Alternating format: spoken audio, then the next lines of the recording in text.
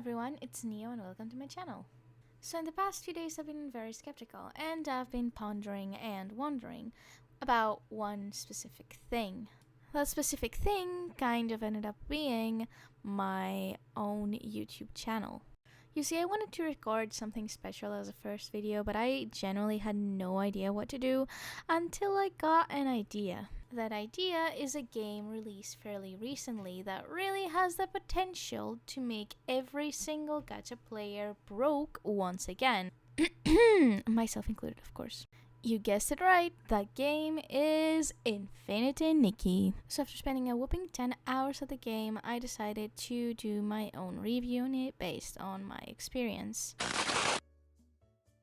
Before we get started, let me just preface this. I recorded this gameplay on a PlayStation 5 and not on a NASA grade PC. So if you're one of those elite gamers who can just run everything at 120 FPS on ultra settings while your PC fans sound like they're launching a rocket, congratulations! That's not what we're here to do today. We are rocking a humble 60 FPS on the PlayStation 5, but to be honest with you, it still looks so good that I am convinced that my console deserves a raise. So I decided to start with the graphics because honestly, that is the very first thing that smacked me right in the face, and I am pretty sure that for everyone out there who decided to play this game, you guys share the same sentiment. Infinitynikki is just ridiculously pretty. Like, stop what you're doing and stare at the screen kind of pretty. I mean, it was made on Unreal Engine 5, so understandably, it's showing off insanely detailed environments. The water looks so good, you'll want to grab a towel and dry it off your screen, and the world? It's packed with vibrant colors, dreamy landscapes, and NPCs that actually look like they belong in this world, and they are not just random extras wandering aimlessly.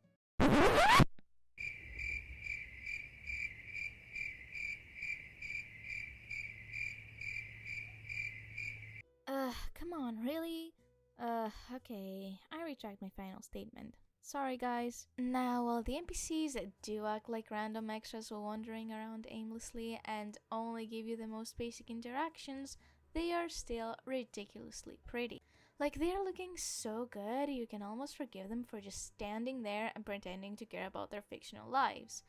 At least they fit seamlessly into the world, so even when they're just decoration, they look like high quality decoration. You absolutely can interact with some of them, but as I said previously, they are only there to give you basic responses to basic questions, and maybe not even questions. They are just like your boring coworker who only chooses to speak about the weather every single day. Now let's talk about the lightning, because the lightning is gorgeous, absolutely gorgeous. The way the sunlight beams through the trees feels so warm and so magical. You will always feel like you're walking straight into a fairy tale. And don't even get me started on those afternoon or night scenes, because oh boy, these are absolutely stunning as well. With glowing lanterns, moonlit baths, and a dreamy atmospheres that just screams take a million screenshots. Infinitynikki is probably the game that would convince you to spend your whole entire day looking at a specific thing, whether that is the water, the environment, or anything else. Honestly, the lightning alone could convince me to live in this world forever. Just give me a little cozy cottage and let's call it a day. Come on! No. Alright. Okay, so let's talk audio. Now, I figure it wouldn't exactly be fair to just throw out my own opinion without giving you guys a chance to experience everything yourselves, so I will let you guys listen to a few clips and come to your own conclusions. Now, that said, here's my take. The audio really takes the game to the next level. The music fits perfectly with the world, whether you're exploring or in peaceful areas or tackling more intense moments. And the little sound effects like the footsteps or the air or the water really make the environment feel more alive. All these subtle details really add to the reality of the game, and they overall improve the vibe of the game. It is really beautiful.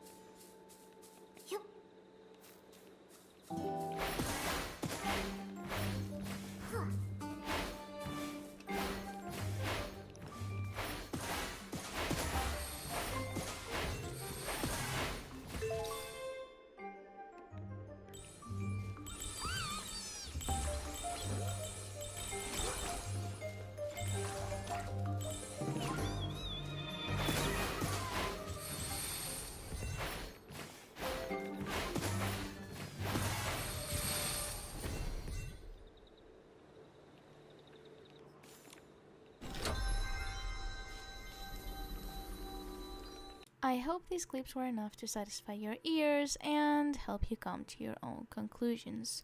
Without further ado, let's move forward to the next segment.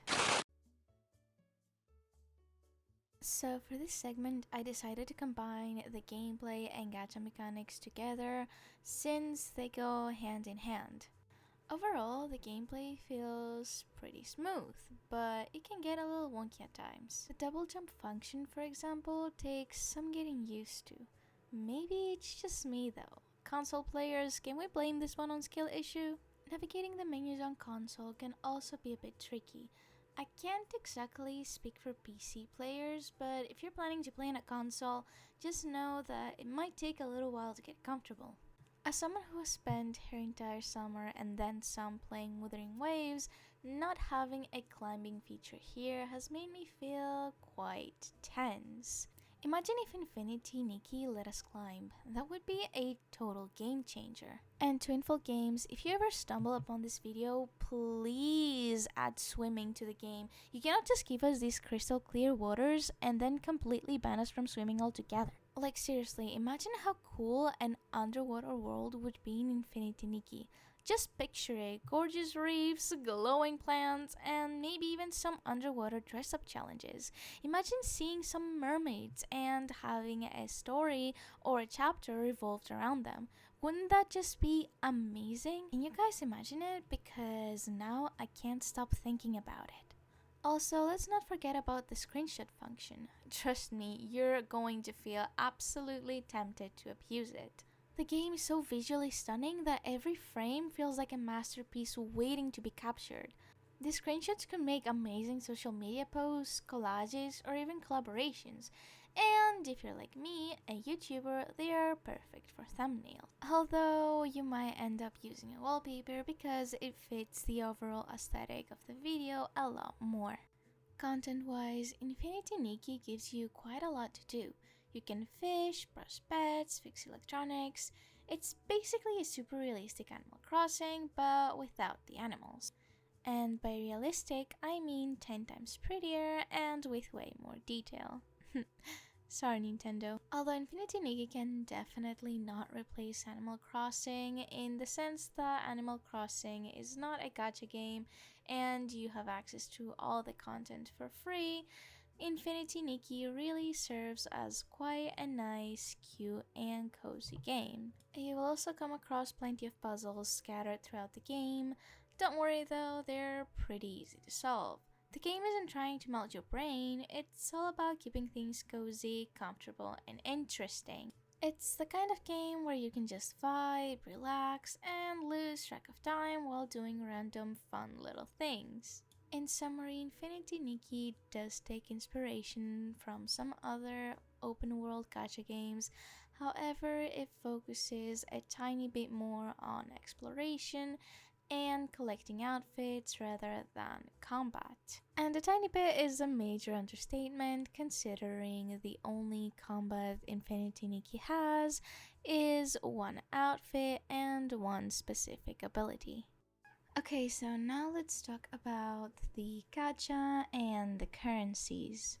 So, infinitynikki has a total of 3 currencies if you count bling, but I am going to leave it out considering you can find it everywhere in every corner of the world and you won't have any real need to spend money on it specifically. The other 2 currencies are diamonds and stellarites. You can get diamonds by exploring the map, doing your daily wishes, participating in events, or doing the story mode. You can get stellarite only by spending real money on it. This will become relevant a little bit later. You can exchange diamonds to get either revelation crystals or resonite crystals. I wouldn't recommend spending your diamonds on resonite crystals considering the gacha is permanent and you can take your time pulling on it without really feeling the rush to spend. Instead, you should focus on using your diamonds for the revelation crystals since those are the ones that are tied to the limited outfits. Stellarites are a bit trickier. You can turn one stellarite into one crystal, but you have to purchase them with real money. You can use stellarites to buy monthly outfits. You have 7 options to choose from, or 9 if you count the recolors. This month we have 2 5-star outfits and 5 4-star outfits. There are some discounts this month. I don't think that we will get that every single month. So I am going to do the math on how much stellarite you need and how much money you should be spending according to whether you want to get all the outfits or just the 7 outfits and not the recolor. Okay, so you have 6 outfits that cost 300 stellarite each. So if you want to get the 4 ghost outfits, you are going to need to spend approximately 1,800 stellarite for all the outfits. And for the 2 outfits that are the 5-star and they cost 280 stellarite each, you would need around 5,960 stellarite. The total stellarite for all 7 outfits should be coming to around 7,760 stellarite. And if you add in the 2 recolors, you would need around 15,520 stellarite.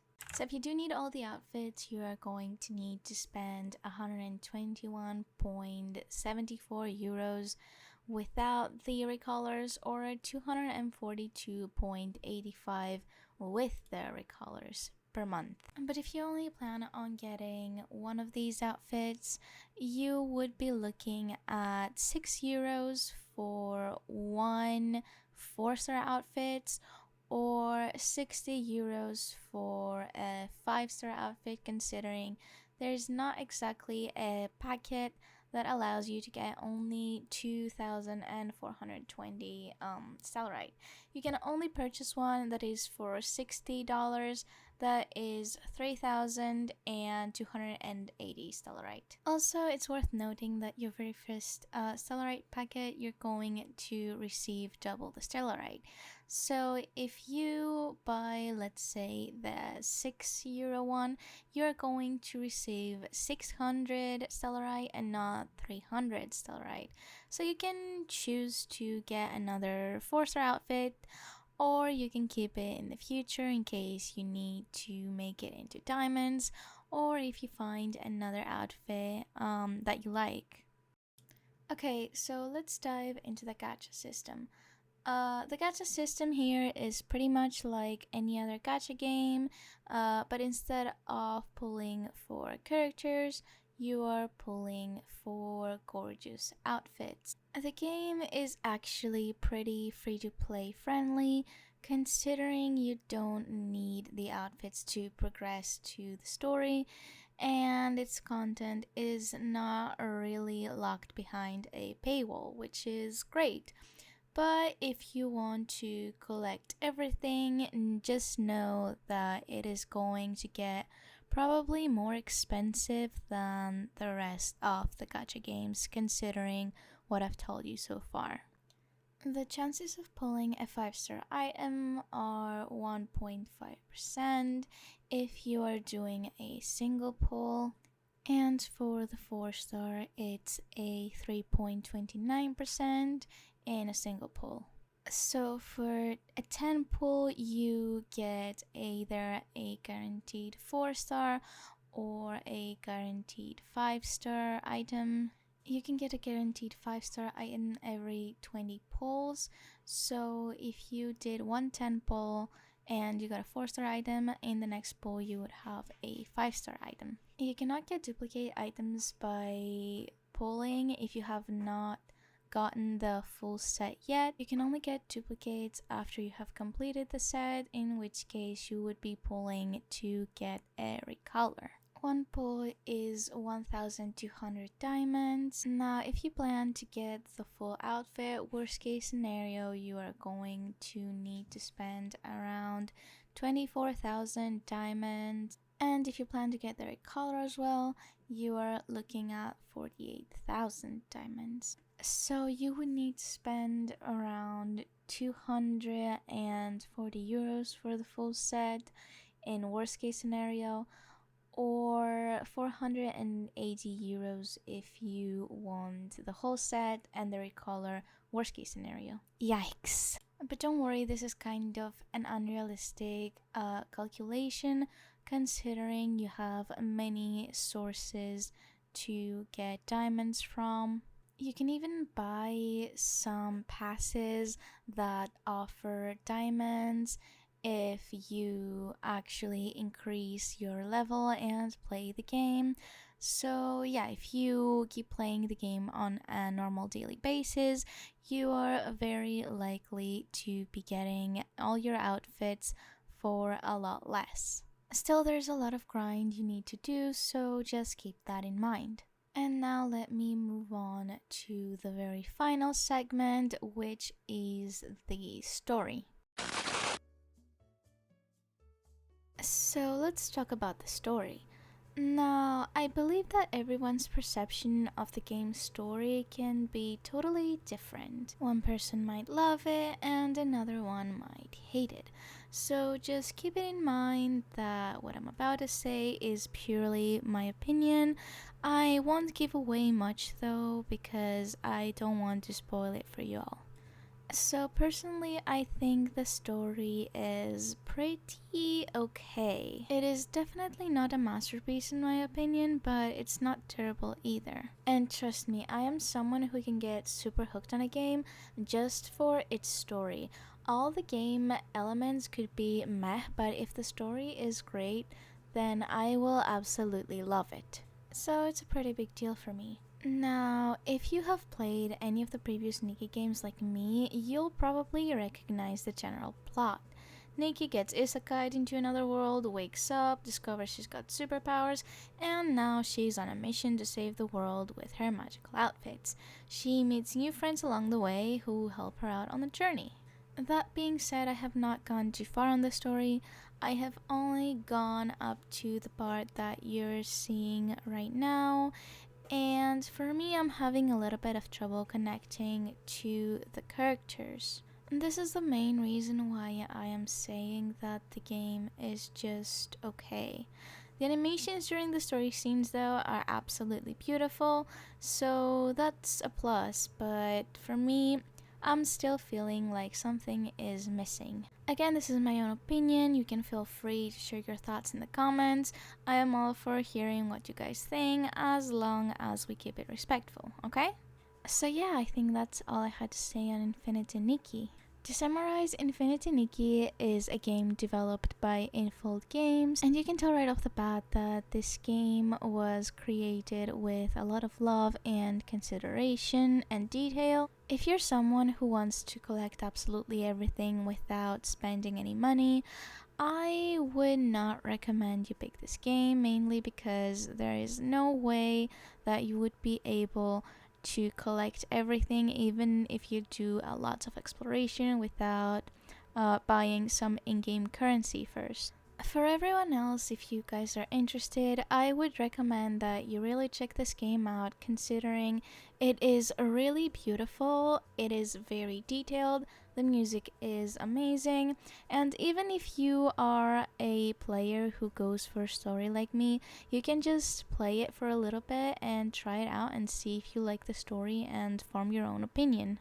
If you guys are interested, I am totally a platinum trophy hunter, so if you want, I can post my playthrough on YouTube channel, either non-commentary or with commentary, whatever you guys want, just tell me in the comments. I could also probably stream it either on YouTube, but I don't know if I can stream on PlayStation 5.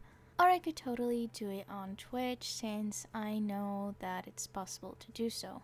Also, if you guys are a fan of competitive games, I also play some League of Legends and TFT on Twitch, so you can check that out if you want. I also plan on recording and streaming a lot of other games as well. So if any of this sounds good to you, you can just subscribe to my channel or follow my Twitch. If you can, please like the video because it will help me a lot with the YouTube algorithm, and I will see you guys in the next video.